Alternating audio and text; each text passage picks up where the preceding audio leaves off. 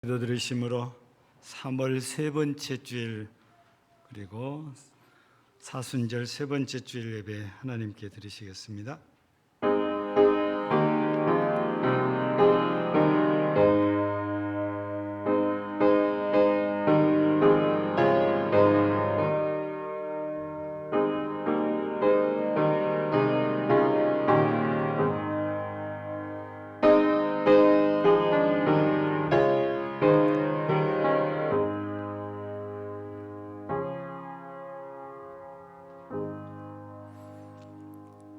기쁨으로 여호와를 섬기며 노래하면서 그의 앞에 나갈지어다. 아멘. 할렐루야. 감사드립니다. 하루하루 다르게 계절의 변화를 느끼는 이 좋은 날에 오늘도 세상으로 향하지 아니하고 하나님 앞에 나와 몸을 드리고 마음을 드리고 뜻을 들여 예배로 영광 돌리는 사랑하는 주의 백성들을 인하여 기뻐하시고 영광을 받으시오며 오늘 또 사모하며 주 앞에 나와 주를 바라는 주의 백성들에게 풍성한 은혜를 더하여 주옵소서. 예수님 이름으로 기원하옵나이다. 아멘. 찬송 7장입니다.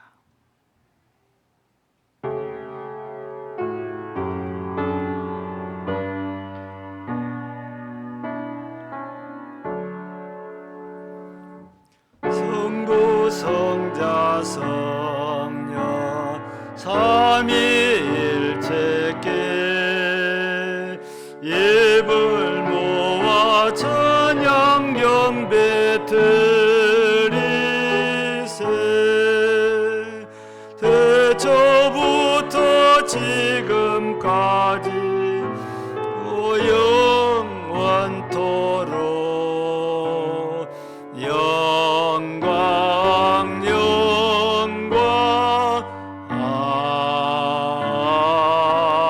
아멘. 하늘이 하나님의 영광을 선포하고 궁창이 그의 손으로 하신 일을 나타내는도다. 날은 날에게 말하고 밤은 밤에게 지식을 전하니 언어도 없고 말씀도 없으며 들리는 소리도 없으나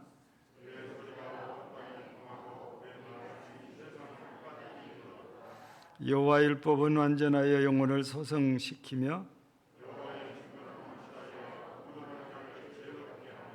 여호와의 교훈은 정직하여 마음을 기쁘게 하고 여호와를 경외하는 도는 정결하여 영혼까지 이르고 금곧 많은 순금보다 더 사모할 것이며 꿀과 송이꿀보다 더 달도다. 아멘. 전능하사 천지를 만드신 하나님 아버지를 내가 믿사오. 그의 위아들 우리 주 예수 그리스도를 믿사오니 이는 성령으로 잉태하사 동정녀 마리아에게 나시고 본디오 빌라도에게 고난을 받으사 십자가에 못 박혀 죽으시고 장사한 지 사흘 만에 죽은 자 가운데서 다시 살아나시며 하늘에 오르사 전능하신 하나님 우편에 앉아 계시다가 저리로서 산자와 죽은 자를 심판하러 오시리라. 성령을 믿사오며 거룩한 공예와 성도가 서로 교통하는 것과 죄를 사하여 주시는 것과 몸이 다히 사는 것과 영원히 사는 것을 믿사옵나이다. 아멘. 찬송 32장입니다.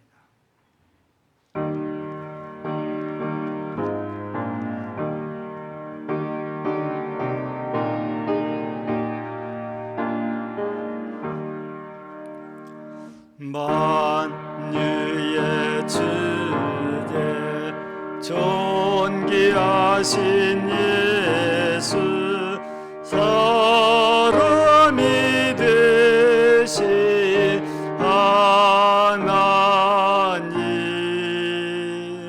나 사모하여 영원히 섬길 내 영광 대신 주로 다 화려한 동산 무슨 유성 앉았으모 아름답고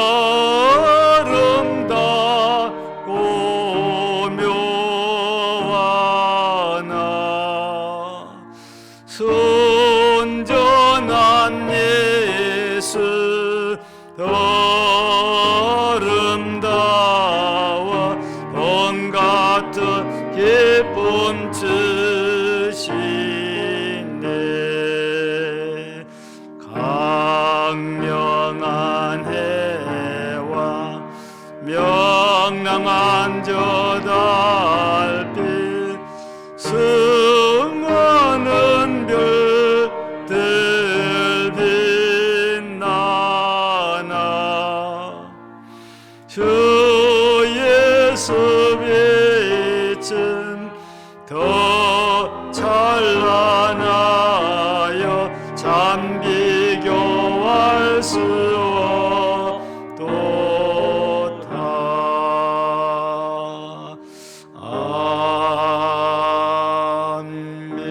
아멘.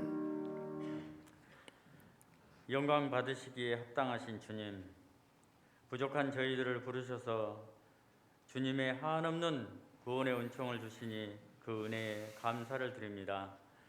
사순절 기간 통하여 주님의 피 묻은 십자가를 바라보며 구원의 주님을 고백합니다. 부활의 큰 기쁨과 영광을 저희들에게 주시고 값없이 은혜를 받은 저희들은 한 주 동안 세상에 살면서 주님의 말씀에 불순종하며 살았던 저희 허물을 이 시간 사하여 주시고 용서하여 주시옵소서. 자비하신 주님, 주님의 피로 세우신 저희 교회가 십자가의 사랑과 생명이신 주님을 드러내는 저희 금당 제일교회가 되기를 원합니다.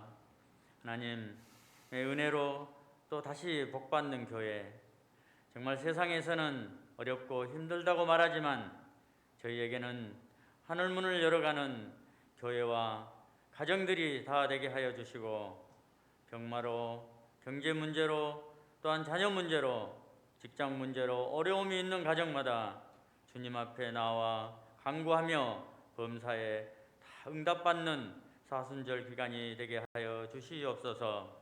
주님, 기도와 전도, 나눔, 섬김, 희생, 감사, 또한 사랑이 다시금 봄철의 새싹처럼 금당 제일교회에 생기를 부어주시고 부흥하게 하오시며 또한 해외 선교지와 국내 미자립교회를 축복하시어 하나님의 나라가 확장되게 하여 주시옵소서. 구원의 주님, 이 시대에 세상의 방법으로 구하지 않고 또한 하나님의 방법으로 이 어려움을 극복하는 이 나라와 민족이 되게 하여 주시어서 주님 안에서 안식과 평안을 누리는 저희 나라가 되게 하여 주시옵소서. 이 시간 단위에 세우신 사자 목사님, 성령께서 늘 함께 하여 주시고 붙들어 주시기를 원합니다. 오늘 또 주님의 귀한 말씀을 우리 마음밭에 잘 기경되게 또한 받아들여 성령의 열매를 맺게 하여 주시옵소서. 바이러스로 또한 어렵고 힘든 생활 가운데서도 주님을 더욱 사랑하며 섬기기를 원하며 또한 주님의 몸된 전을 위해서 애쓰는 성도님들을 기억하시고 맡은 바 직분을 기쁨으로 감당할 때에 성령께서 크신 위로와 복이 넘치게 하여 주시옵소서. 예배의 시종을 주님께 의탁하오며 예수님 이름으로 기도드립니다. 아멘. 아멘.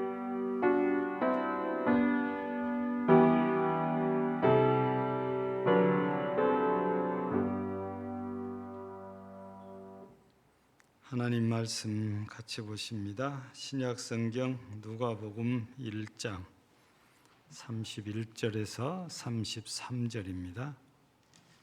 누가복음 1장 31절에서 33절까지 봉독해 드립니다. 86쪽이나 7쪽입니다.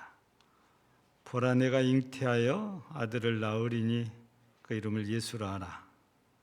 그가 큰 자가 되고 지극히 높으신 이의 아들이라 일컬어질 것이요 주 하나님께서 그 조상 다윗의 왕위를 그에게 주시리니 영원히 야곱의 집을 왕으로 다스리실 것이며 그 나라가 무궁하리라. 아멘.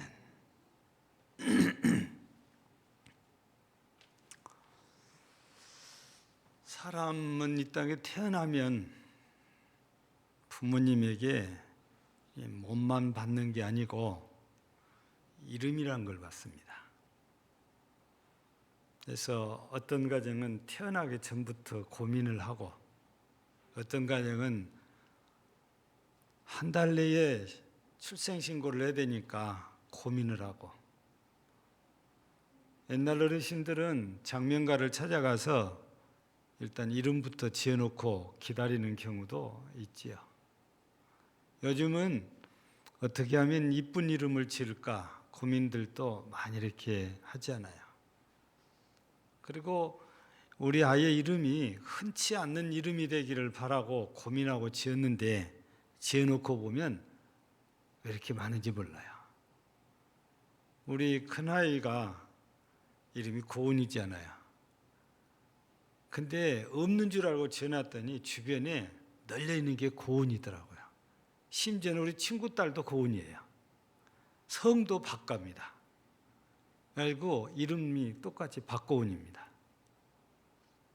이름을 잘 지어보려고 이렇게 애를 쓰는데 근데 우리나라는 특이한 것이 이름을 남자들은 절대 중복해서 집안에서는 쓰지를 못하게 해요. 그래서 내림이라는 게 있잖아요. 돌림이라는 게 있고. 근데 애국은 좀 다릅니다. 자기 이름을 남기고 싶고 하고 또 자기가 존경하는 분의 이름을 사용을 하고 싶어 해요. 그래서 성경에도 같은 이름이 많이 이렇게 나오죠. 미국에 많은 부자라고 이렇게 알려져 있는 바이넘이라는 사람은 불행하게도 자식이 없었대요. 근데 자기 재산과 함께 이름을 물려줄 사람이 없잖아요. 그래서 찾아다녔답니다. 내 이름을 써주면 내가 돈을 주겠다. 싫어할 사람이 별로 없잖아요. 왜 그렇겠습니까? 자기 이름을 세상에 두고두고 남기고 싶어하는 심리인데 이런 심리를 우리가 성경에서 찾아보면 창세기 11장에 바벨탑 사건에서 조금 볼 수 있지요. 바벨탑을 쌓게 된 그 근본적인 원인이 뭡니까? 하나는 흩어짐을 면하기 위함이고 또 하나는 이름을 남기기 위함이었어요. 그런데 하나님께서 그거 그렇게 좋게 보지 않았죠? 그래서 혼란스럽게 한다 해서 바벨이라는 이름이 지어지게 된 거잖아요. 그래서 지금도 사람들 가운데 자기 이름을 이렇게 두고두고 남기고 싶어하는 것은 교만한 그런 모습들이고 자기를 자꾸 드러내고 싶어하는 것들이지요. 성경적이지는 않는 그런 마음인 것 같아요. 하나님께서는 이렇게 교만한 자에게 은혜를 주시는 것이 아니고 이름도 없이 빛도 없이 충성하는 겸손한 자들에게 하나님께서는 은혜를 주신다고 성경은 우리에게 말씀을 하십니다. 오늘 말씀을 보면 천사가 마리아에게 찾아와서 하는 말입니다. 보라, 네가 잉태하여 아들을 낳으리니 그 이름을 예수라라. 그 이름을 예수라라. 그래서 오늘 제목이 그 이름 예수인데 마리아는 천사의 말을 들었고 후에 요셉도 이름을 천사가 알려주지요. 그래서 자연스럽게 예수님은 태어나자마자 이름이 태어나기 전부터 정해졌지요. 그런데 우리 사람의 이름도 뜻이 있잖아요. 요즘은 순 우리말로 짓는다고 예쁘게 짓는다고 하는데 그래도 뜻이 있습니다. 과거에 우리들을 이름도 한자를 통해서 지었지만 다 뜻이 있습니다. 이름들을 부모들이 좋은 의미를 담아서 이름을 이렇게 지어주는 거잖아요. 근데 살다가 보면 그 이름이 놀림감이 되는 경우도 있고, 이름이 영 마음에 안 든다고 그래서 돈 주고 중간에 이름을 바꾸는 경우도 있습니다. 우리 교회도 자녀들 이름을 바꾸었어요. 제가 이름을 지어줬습니다. 아니 둘째도 바꾸고 싶다 그래서 아니 이름 좋은 이름을 왜 바꾸냐? 그냥 써라 했더니 그냥 쓰는 거예요. 이제는. 이름이 이 사모님 쪽으로 가면 이름이 안 좋아서 그렇다는 얘기들을 하는데 하나님께서는 절대 그렇지 않습니다.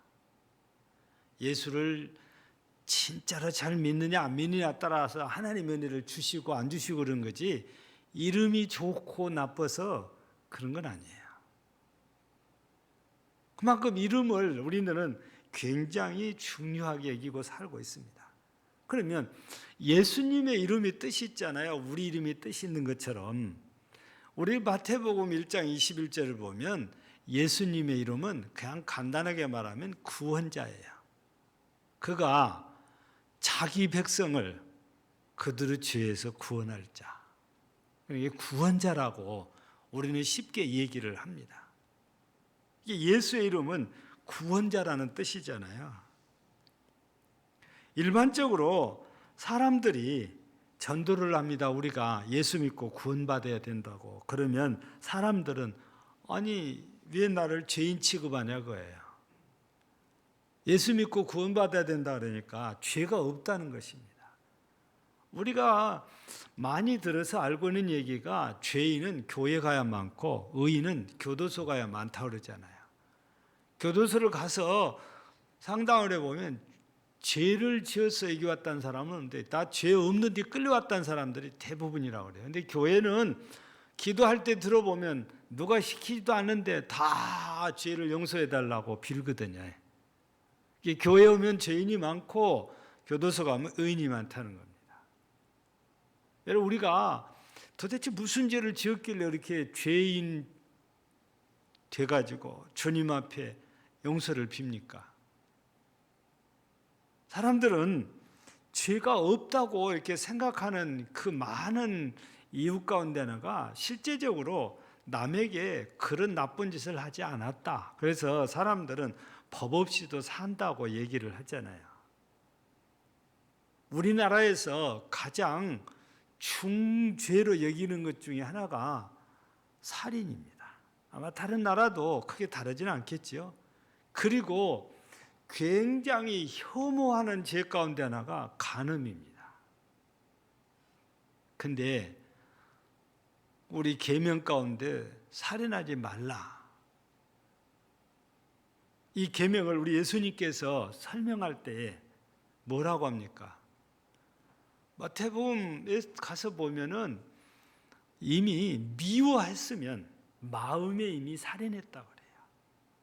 요한일서 3장 15절에서도 똑같은 얘기를 해요. 형제를 미워하면 이미 살인한 자라고 그래요. 예수님께서는 물리적으로 어떤 행동이나 아니면은 무기를 가지고 그 사람을 때려 죽여야 살인이다.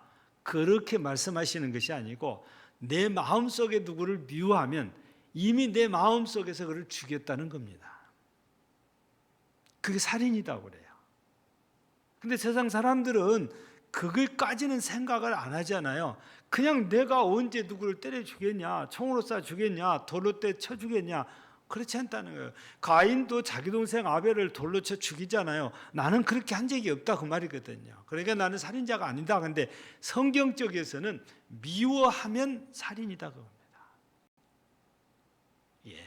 간음도 마찬가지예요. 실질적으로 어떤 행동을 하지 않았어도 예수님 말씀이 뭐라고 설명합니까?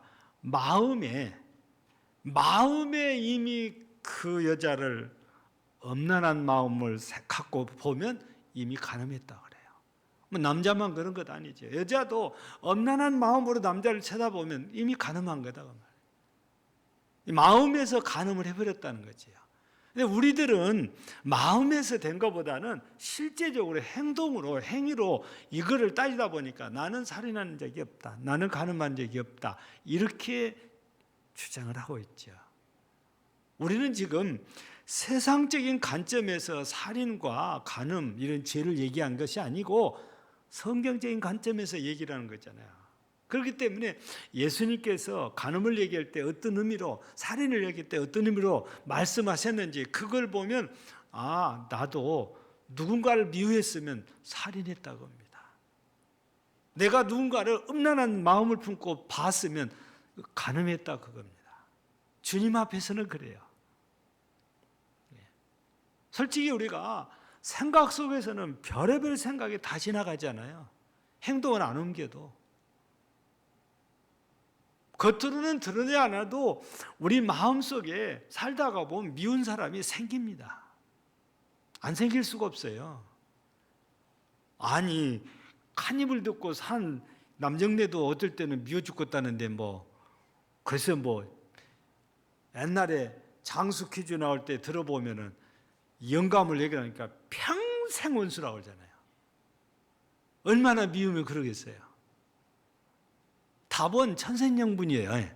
근데 평생 내자라니까 평생 원수돼요. 할머니가 그 대답을 해요. 그러니까 살다가 보면 가장 가까운 사람도 미울 때가 있는 법인데 어떻게 미운 사람이 한 번도 안 생기겠어요? 생깁니다. 그러니 성경적인 관점에서 보면 살인자가 있어요. 다 살인자입니다. 다 간음한 자예요. 또 이런 죄들은 우리가 심각하게 생각한 죄인 반면에 그냥 죄도 아닌 것처럼 넣어가는 죄가 뭐냐? 거짓말이에요. 우리는 거짓말을 너무 쉽게 아무 생각 없이 합니다. 이런 것은 죄 안 된다 이런 생각인 것 같아요. 그러다 보니까 우리 가운데 무슨 말이 나왔냐? 검은 거짓말이 있고 하얀 거짓말이 있다는 거죠. 솔직히 하얀 거짓말은 선한 뜻으로 하는 거잖아요. 누군가 싸움이 붙게 생겼는데 안 싸우게 하려면 거짓말을 해서라도 두 사람에게 좋은 말만 전달하는 거예요. 그래서 두 사람의 관계를 이렇게 회복시켜 주는데 이걸 우리가 선한 거짓말, 하얀 거짓말이라고 하거든요. 근데 거짓말은 할 수 있으면 안 하는 것이 제일 좋은 거죠. 왜냐하면 성경에서 보면 세상에서는 그게 선한 거짓말이라 해서 이게 좋은 거냐냐. 그런데 성경에서는 이 거짓말에 대해서 별로 좋지 않게 얘기를 해요. 우리 요한복음 8장 14절에서는 거짓의 아비가 마귀라고 그러거든요. 우리가 거짓말하면 마귀 자식이다 그 말이에요. 요한계시록에 21장에 가서 보면은 거짓말하는 자에 대해서 뭐라고 말씀을 표기하냐면은 불과 유황이 타는 못에 던져지리라 그래요. 그게 요한계시록에 분명히 우리에게 21장에서 8절 보면 그렇게 말씀을 하시고 27절에 보면은 결코 그리로 들어오지 못하리라. 그리로가 어디입니까? 하나님 나라예요. 또 22장 15절을 보면은 다 성 밖에 있으리라. 그러니까 천국 밖에 있다는 겁니다. 거짓말을 하면은 이렇다는 거예요. 근데 우리는 실제적으로 거짓말에 대해서 이렇게까지 심각하게 생각하지 않고 그냥 합니다. 내가 급하면 거짓말을 해요. 근데 성경은 이렇게 거짓말을 심각하게 말씀을 이렇게 하시거든요. 이런 것들은 하나님 앞에 모두가 죄가 된다는 결론이잖아요. 그러니 우리가 죄 없는 사람이 어디가 있냐? 없다고 말입니다. 그래서 오죽했으면 바울 사도를 통해서 우리에게 전해주실 때에 로마서 3장 10절에서는 뭐라고 합니까? 의인은 없나니 하나도 없다는 거예요. 에레미야 선지자를 통해서도 예루살렘 거리를 찾아 헤맵니다. 의인을 한 사람 찾아보려고 없다는 거예요. 여러분, 하나님의 마음에 만족한 의인은 없는 법입니다. 또 로마서 3장 23절에서는 그래서 앞에서 10절에서 의인은 없나니 하나도 없다고 그러더니 23절에 가서는 뭐라고 그래요? 모든 사람이 죄를 범하였음에 하나님의 영광에 이르지 못한다 그래놨어요. 그게 우리의 현실이거든요. 이런 현실에서 우리가 살아가는데 하나님께서 우리를 사랑하셔서 불쌍히 여기고 그래서 예수님을 이 땅에 보내셨는데 그 예수님이 구원자로 이렇게 보내왔단 말이에요. 그래서 우리 로마서 10장 13절을 보면 누구든지 주의 이름을 부르는 자는 구원을 받으리라. 예수 이름을 부르면 구원받는데 물론 아무런 생각 없이 그냥 불러서 구원받는 건 아니지요. 예수님이 나의 구주라는 것을 믿고 거룩한 마음, 경건한 마음, 존경하는 마음, 높이는 마음으로 불렀을 때지. 아니 뭐 애들 이름 부르듯이 막 부르고 비판하기 위해서 부르고 또 욕하기 위해서 부르는 그런 걸 말하는 것은 절대로 아니지요. 우리가 내 마음 진심을 다해서 주 예수의 이름을 부를 때에 하나님께서 우리를 구원해 주신다는 겁니다. 여러분들이 잘 아시는 대로 마가복음 10장에 보면 맨 끝자락입니다. 10장 끝에 가서 보면 무슨 얘기가 나냐면 여리고에서 일어난 일이 소개가 돼요. 그런데 때마침 예수님께서 여리고 이렇게 들어오셨는데 이걸 알고 사람들이 엄청 모여들어서 웅성웅성하는 거예요. 근데 구걸을 하고 앉아있던 바디메오라는 맹인이 들어보니까 예수라는 이름이 딱 들리니까 거기서 벌떡 일어서 가지고 외쳐대기 시작합니다. 다윗의 자손 예수여 나를 불쌍히 여기소서. 얼마나 크게 부르짖었던지 주변 사람들이 시끄럽다고 할 정도였어요. 근데 이 소규 맹인 바디메오는 예수님이 들을 수 있도록 크게 부르는 거잖아요. 그 예수님께서 들으시고 그를 부릅니다. 그래서 이 바디메오가 주께서 너를 부르신다 하니까 입고 있던 겉옷을 벗어 던져버리고 예수님께로 달려왔을 때 예수님께서 이 맹인이 바라는 대로 소원대로 눈을 뜨게 해줍니다. 여러분 이 정도 됐는데 이 바디메오가 예수를 믿었겠어요? 안 믿었겠어요? 당연히 믿고 불렀으니까 그는 그냥 육신의 눈만 뜬 게 아니고 구원도 받았을 거라고 말이죠. 이렇게 우리가 진심을 담아서 믿음으로 예수 이름을 부르면 이 맹인 바디메오가 눈을 뜨고 구원받듯이 다 구원받는다 그 말씀입니다. 아무 이름이나 불러서 될 일이 아니고 예수 이름을 부를 때 그렇다는 겁니다. 그래서 우리 찬송가 91장 후렴을 보면 뭐라고 되어 있습니까? 예수의 이름은 세상의 소망이요 예수의 이름은 천국의 기쁨일세. 예수의 이름은 우리 소망이고 예수 이름은 우리 천국 가는 기쁨이라는 거죠. 똑같은 이름인데 아무 이름이나 불러서 그렇게 된 게 아니고 오직 예수 이름만 그렇습니다. 예수님만 구원자이기 때문에 그래요. 그래서 우리는 힘들 때도 예수님을 불러야 돼요. 아주 기쁘고 즐거운 일 때도 예수님 불러야 돼요. 슬플 때도 예수님을 불러야 돼요. 믿음으로 말입니다. 그러면 우리 주님께서 약속한 대로 은혜를 주십니다. 주의 이름을 부르며 찾아오면 이 맹인 바디메오가 은혜를 입듯이 하나님께서 여러분들에게 예수 이름을 부를 때 은혜 주시겠다는 거죠. 또 우리 오늘 말씀 보면은 하나님께서 이 예수님에게 뭘 주셨냐면은 다윗의 왕위를 그에게 주시리니 그랬어요. 쉬운 말로 하면 예수님을 왕 되게 하셨다고 말이죠. 그래서 예수님이 태어나실 때에 동방에서 온 박사들이 헤롯 왕을 찾아가서 뭐라고 합니까? 유대인의 왕으로 나시니가 어디 계시냐? 예수님은 이 땅에 다윗의 혈통을 갖고 태어났기 때문에 태어날 때부터 왕족이다 그 말입니다. 근데 다윗의 자손이니까가 왕족이 아니고 오늘 말씀 보니까 하나님께서 아예 그렇게 딱 세우셔서 다윗의 왕위를 그에게 주시리니 왕이시다는 겁니다. 우리 찬송가 38장을 보면은 왕이신 예수 찬양을 우리가 곧잘 합니다.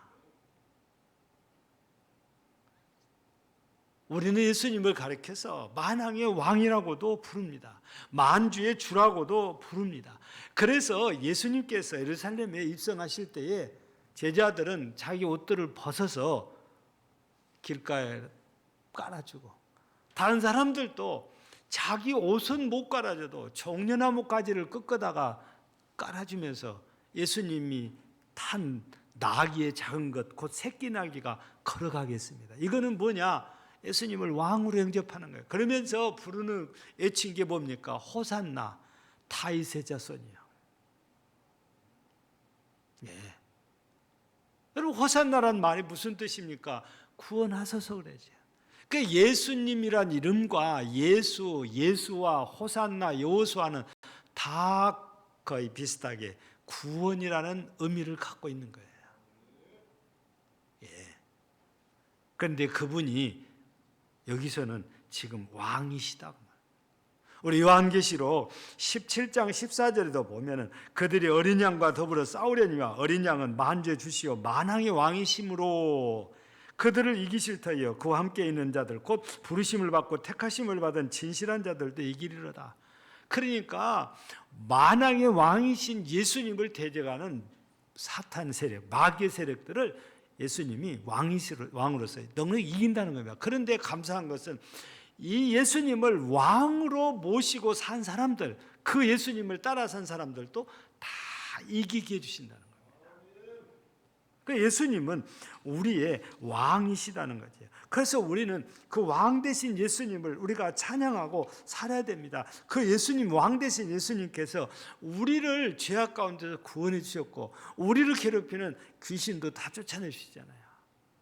여러분 성경 가운데 보면 우리가 지난번에도 그런 말씀을 이렇게 한번 드린 적이 있잖아요. 막달라 마리아 얘기했잖아요. 원래 막달라 마리아가 귀신이 하나가 아니고 7이 들었었다고 했잖아요. 근데 예수님께서 깨끗하게 치료해 줬어요. 근데 7 귀신이 들었을 때는 사람답게 살지도 못했고 주변 사람들이 사람으로 인정도 안 할 정도로 참 비참하게 살았는데 예수님께서 그 7 귀신을 쫓아내주고 나니까 진짜 사람이 된 거예요. 7 귀신에 붙들렸을 때는 이 막달라 마리아가 누구의 지배를 받고 사냐? 당연히 귀신의 지배를 받는 거예요. 왜? 귀신이 이 사람이 왕이 돼 있으니까.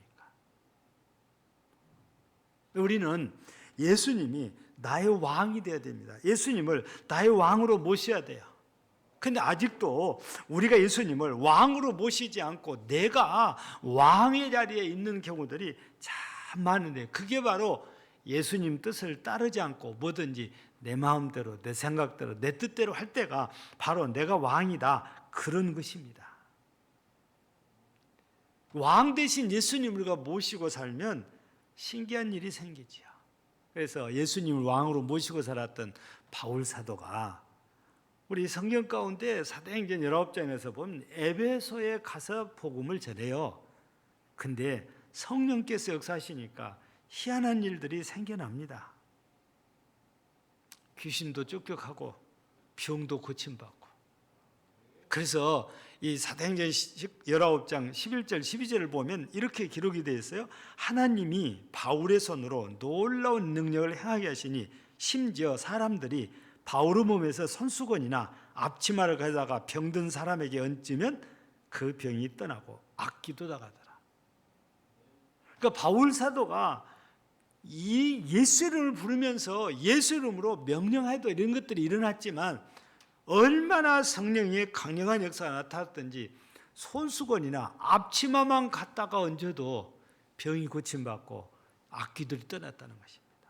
근데 이걸 많은 사람들이 보고 그 사람들 가운데 대부분은 바울이 말하는 예수를 믿어야 되는구나. 그런데 그 중에는 엉뚱한 생각을 한 사람도 있어요. 그 사람이 누구냐? 스게와의 아들들입니다. 바울 사도가 그렇게 하고 다니니까 이 사람들도 흉내를 내기 시작하는 거예요. 그래서 이 악기에 들린 사람들을 찾아가서 뭐라고 하냐면 바울이 전하는 예수의 이름으로 명령한다. 그 사람에게서 나가라. 그럼 나가야 될 거 아니에요. 근데 안 나가요. 이 악기 들린 자들이 뭐라고 하냐면 악기가 대답하여 이르되 내가 예수도 알고 바울도 알거니와 너희는 누구냐 하면서 이 스게와의 아들들에게 달려들어서 깔아뭉개는 거예요.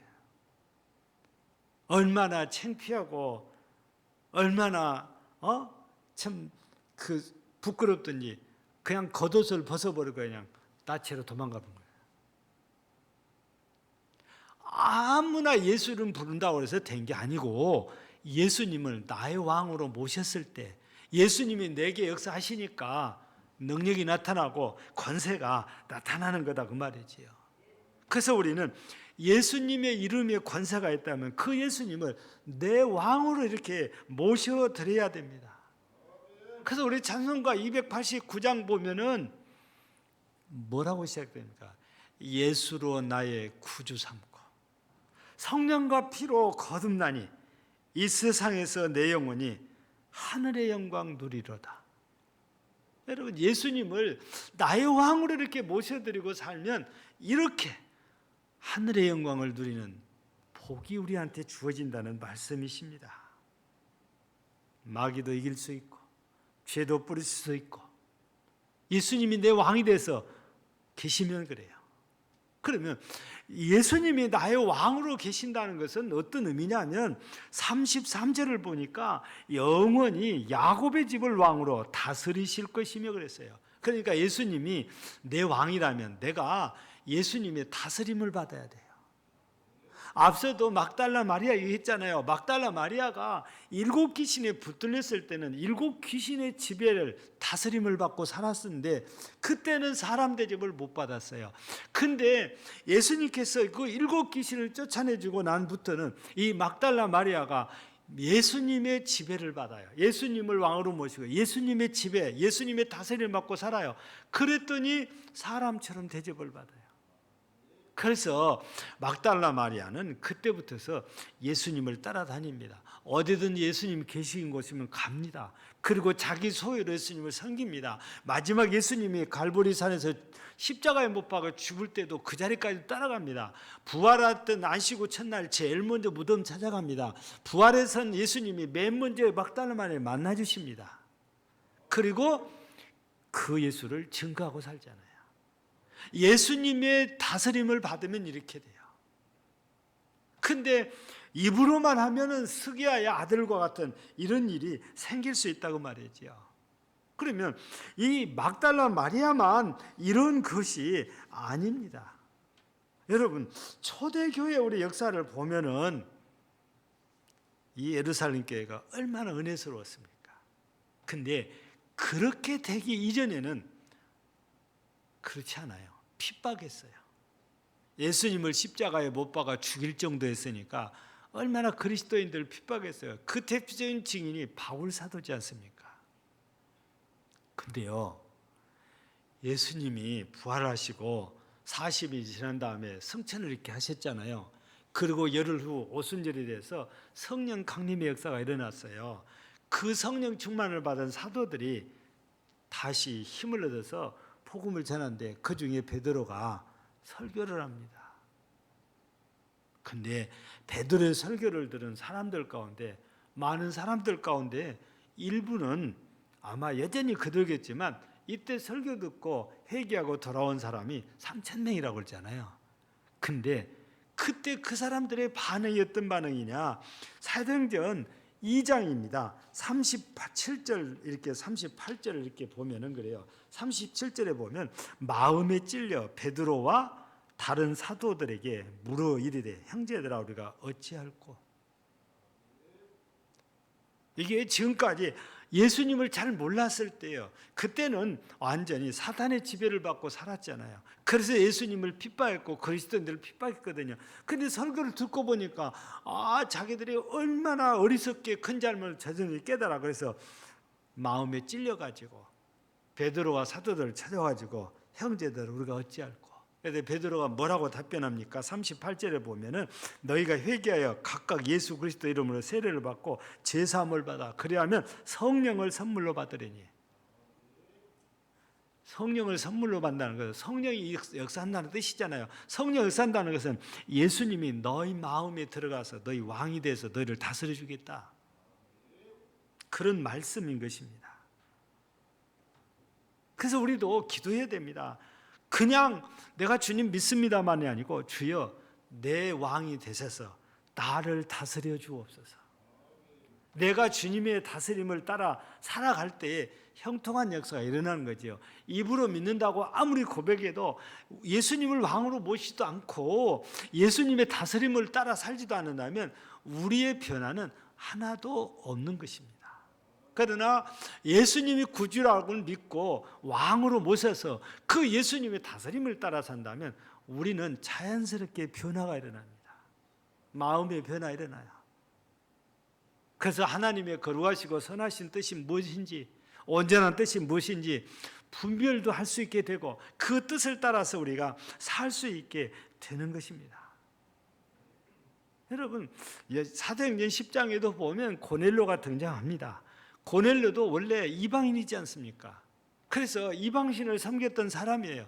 로마에 속한 사람이면 틀림없이 로마의 신을 섬겼을 거 아닙니까? 그런데 가이사라의 백부장으로 파송받아서 와가지고 유대인들을 보면서 변한 거예요. 그래서 이도 주님을 믿기 시작한 겁니다. 그래서 유대인들을 도와주고 늘 기도하기로 힘썼다고 그래요. 이런 고넬료에게 하나님께서 천사를 보내서 응답을 주시는 것이 바로 베드로를 청하다가 말씀을 들을 수 있는 기회를 주셨고, 베드로는 이들의 청함을 따라 가서 말씀을 선포할 때 어떤 역사가 일어납니까? 성령의 충만한 역사가 일어나요. 우리 주님이 고넬료의 왕이 되시고 고넬료를 다스려 주시기 시작을 하더라고 말이에요. 우리는 다스림을 받아 살아야 우리의 삶이 달라지는 거지, 다스림을 거역하고 살면 우리의 삶은 믿기 전이나 믿는 후나 입으로 믿는다고 해도 여전히 똑같습니다. 변함없습니다. 여러분, 우리가 이 사순절 세 번째 주일을 맞아서 우리는 더 주님께 가까이 가야 되는 상황이거든요. 그게 우리의 모습이어야 됩니다. 우리가 주님께 더 가까이 간다는 것은 주님을 자꾸 내 마음에 모셔드리는 것이죠. 왕으로. 그리고 그 주님의 다스림을 따라서 이렇게 사는 겁니다. 그런 사람이 복이 있는 거잖아요. 주님이 주님을 왕으로 삼는 사람은 복이 있다고 그래요. 여러분들이 한두 번은 다 들어봤던 사람 이름이 미국의 록펠러라는 사람이에요. 지금도 있는지 모르겠지만 과거에는 이 워싱턴에 록펠러 재단의 사무실이 있다고 알려져 있거든요. 대단히 돈이 많은 사람이었잖아요. 이 사람 일화가 하나 있어요. 어느 날 록펠러가 좀 쉬려고 호텔을 이렇게 갔대요. 근데 이 사장이 누군지를 직원들이 다 아니까 록펠러가 회장님이 딱 나타나니까 긴장을 하는 거예요. 곧바로 지배인한테 연락이 되고, 그래서 지배인이 와가지고 90도로 절하면서 회장님 어떤 방을 드릴까요? 그러니까 이 록펠러 씨가 제일 싼 방을 주시오. 아니 회장님, 제일 좋은 방을 쓰셔야 되지 않습니까? 아니요, 제일 싼 방을 주시오. 근데 뭘 알고 그런 줄 알고 도둑이 재발들린다고 지배인이 고해성사를 합니다. 실은 록펠러 회장님의 아들이 먼저 와가지고 그 호텔에서 제일 비싼 5,000달러짜리 방을 아들이 지금 쓰고 있어요. 근데 회장님이 왔으니 기겁을 할 일이지 않습니까? 입에서는 제일 좋은 방을 쓰셔야지, 그런데 줄 수가 없는 상황이잖아요. 여러분, 보통 사람 같으면 막 벼락같이 화를 내고 그 아들놈 새끼들 당장 쫓아내요. 난리가 나고 막 그랬을 텐데, 이 록펠러 회장님은 아무 일이 없는 것처럼 제일 싼 방을 주시오. 근데 당시에 제일 비싼 방이 5,000달러고 제일 싼 방이 33달러였대요. 아무리 해도 이 지배인이 이해가 안 된 거예요. 하다못해 5,000달러짜리는 아니고 그보다 좀 한 등급 낮은 거라도 써야 될 것 같은데 제일 싼 방을 쓴다는 거예요. 그래서 회장님, 저희가 이해할 수 있도록 말씀을 해 주십시오 그랬더니, 이 사람아, 우리 아들은 나 같은 사람을 아버지로 모시고 있으니까 저렇게 마음대로 쓸지만 나는 그런 아버지가 없네. 그렇게 답을 해주시더래요. 무슨 말씀이지요? 여러분, 만왕의 왕이신 예수님을 내가 내 왕으로 모시면 록펠러 아들처럼 우리는 누리고 살 수 있다고 말해요. 그 얘기인 거거든요. 하나님은 우리 아버지시잖아요. 그분이 우리를 구원해 주신 분이에요. 그분을 왕으로 모시고 그분의 다스림을 받고 산다면 우리도 그렇게 누리고 산다는 겁니다. 그게 복이에요. 그러니까 우리가 이런 우리가 누림을 받으려면은 우리가 예수님을 구주로 믿고 그 예수님을 내 왕으로 모시고 그 예수님의 뜻을 따라 살아갈 때에 보장이 되어져요. 여러분 잘 기억하시잖아요. 요한복음 1장 12절, 영접하는 자, 그 이름을 믿는 자들에게는 하나님의 자녀가 되는 권세를 주고, 지금 록펠러 아들은 자녀의 권세를 누리고 있는 거잖아요. 근데 록펠러 아들은 땅에서 이렇게 누렸지만 우리는 하나님의 나라에 가서 누릴 거잖아요. 예수님 때문에 하나님의 나라를 우리한테 다 기업으로 하나님 아버지가 주셨으니까. 근데요, 예수가 왕이 아닌 사람들은 관계없어요. 예수님의 다스림을 거절하는 사람들은 무관해요. 오직 하나님께서 우리를 사랑하셔서 이 땅에 구원자로 보내신 그 예수를 구원자로 믿고 부를 때에, 그분을 내 왕으로 믿고 부를 때에, 그분을 나를 다스려달라고 그분을 부를 때에 하나님께서 주시는 은혜인 것입니다. 오늘 우리 개인적으로도 이렇게 예수님을 부르고 살아야 되고, 교회적으로도 예수님을 부르고 살아야 되고, 국가와 민족적으로도 예수님을 이렇게 부르고 산다면 우리는 다 하나님의 은혜를 누리고 살 수 있어요. 바라기는 오늘 우리가 몇 사람 신뢰를 이렇게 성경에서 들었는데, 이분들이 예수님을 왕으로 모시고 예수님을 구주로 믿고 다스림을 받았을 때 이런 누림이 있잖아요. 여러분들도 이렇게 그 이름을 예수라 하라 했는데, 하나님이 지어주신 그 이름 예수, 구원자라는 이 예수님을 부르면서 여러분들도 하나님께서 자녀로 삼아주셨으니까 그 자녀로서의 누릴 수 있는 많은 은혜들을 누리면서 하나님의 나라에 가서 정말 모든 걸 다 더 누리고 영생을 누리는 복된 성도들이 되기를 주의 이름으로 축복합니다. 하나님 아버지 감사합니다. 그 이름 예수라고 하나님께서 가르쳐 준 대로 예수님은 태어나자마자 예수라는 이름을 받아서 이 땅에서 인류의 구원을 위하여 십자가에서 못 박혀 죽으시고 부활 승천하셨습니다. 이제 그 이름 예수, 나의 구원자로 믿고 그분을 왕으로 모시고 그분의 다스림을 받아 살 때에 우리는 자녀의 권세를 누릴 수 있게 된다고 하셨으니 오늘도 이 말씀을 듣는 우리 모든 심령들이 예수 그리스도를 구주로 믿고 왕으로 모시고 다스림에 순종함으로 하나님 아버지께서 우리에게 허락하시는 귀한 은혜와 복을 누리는 복된 성도들이 되게 하옵소서. 예수님 이름으로 기도하옵나이다. 아멘.